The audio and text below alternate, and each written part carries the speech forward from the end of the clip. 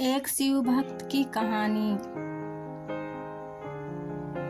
एक नगर में भगवान शिव का एक भव्य मंदिर था, जहां हर वर्ष दूर दूर से भक्तजन शिव जी के दर्शन के लिए आते रहते थे।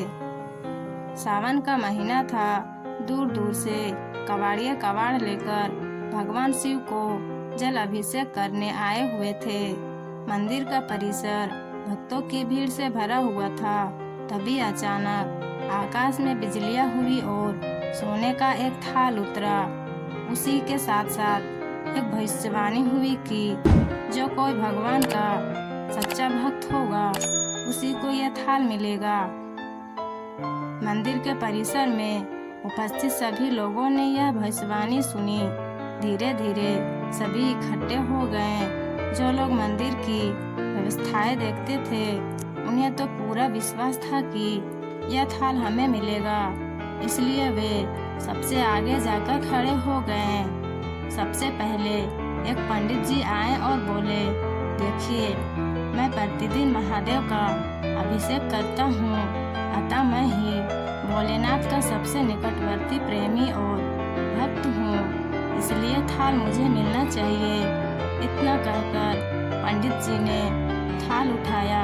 जैसे ही पंडित जी ने थाल उठाया, थाल पीतल का हो गया। यह देखकर पंडित जी बड़े लज्जित हुए। उन्होंने थाल यथास्थान पर रखा और वहां से निकल गए।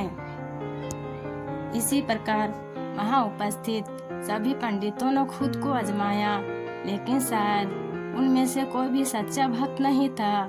इसके बाद उस नगर के राजा का आगमन हुआ। राजा साहब आगे आए और बोले, मैंने महादेव के मंदिर में बड़ी भारी दान दक्षिणा दी है, इसलिए यह थाल मुझे मिलना चाहिए। इतना कहकर राजा साहब आगे बढ़े और थाल उठाया। जैसे ही राजा ने थाल उठाया, थाल तांबे का हो गया। यह देखकर महाराज भी लज्जित हुए और थाल यथा स्थान पर रखकर एक तरफ खड़े हो गए। इसके बाद इसी तरह एक से बढ़कर एक दानी महात्मा और भक्त पधारे और थाल उठाया, लेकिन किसी के हाथ में कुछ और किसी के हाथ में कुछ हो गया, लेकिन सोने का नहीं रहा। तब लोगों को पता चला कि हम में से कोई भी महादेव का सच्चा भक्त नहीं है। उसी समय एक किसान का आगमन हुआ। वो बेचारा महीनों बाद आज चातुर्मास के सोमवार के शुभ अवसर पर शिव जी के दर्शन करने आया था। गरीबी और गृहस्थी के बोझ तले दबा दिन रात खेतों में मेहनत मजदूरी करके अपना और अपने परिवार का गुजारा करता था। अभी रास्ते में आ ही रहा था कि कोई भिखारी मिल गया और कुछ खाने को मांगने लगा। इस किसान को दया आ गई। अपने खाने के लिए जो खाना लाया था वो उसने उस भिखारी को दे दिया। थाल के बारे में इसने भी सुना था, लेकिन उसने उस पर कोई ध्यान नहीं दिया। सीधा मंदिर गया और महादेव का भोजन करके बाहर आ गया।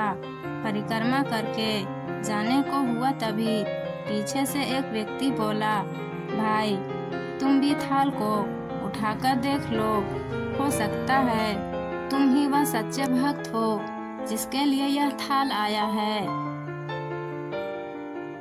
किसान को लगा वह व्यक्ति उसका मजाक बना रहा है। किसान ने हंसते हुए कहा, भाई, मैं तो कभी कोई पूजा पाठ भी नहीं करता, महीनों में एक आध बार मंदिर आ पाता हूँ, मैं काय का सच्चा भक्त। वह अजनबी बोला, भाई, हम तो देख चुके हैं, हमारी भक्ति तो 2 कौड़ी की भी नहीं है। अब तुम भी अपना हाथ लगाकर देख लो, सोने का थाल मिले ना मिले, किंतु पता चल जाएगा कि तुम्हारी भक्ति में कितनी सच्चाई है। लोगों के बहुत आग्रह करने पर आखिर उस भोले भाले किसान ने जाकर थाल उठा ही लिया। जैसे ही उसने थाल उठाया, लोगों के आश्चर्य का ठिकाना नहीं रहा। सोने का थाल रोशनी से चमचमाने लगा। यह देखकर सब लोगों में खुशियों की लहर दौड़ गई।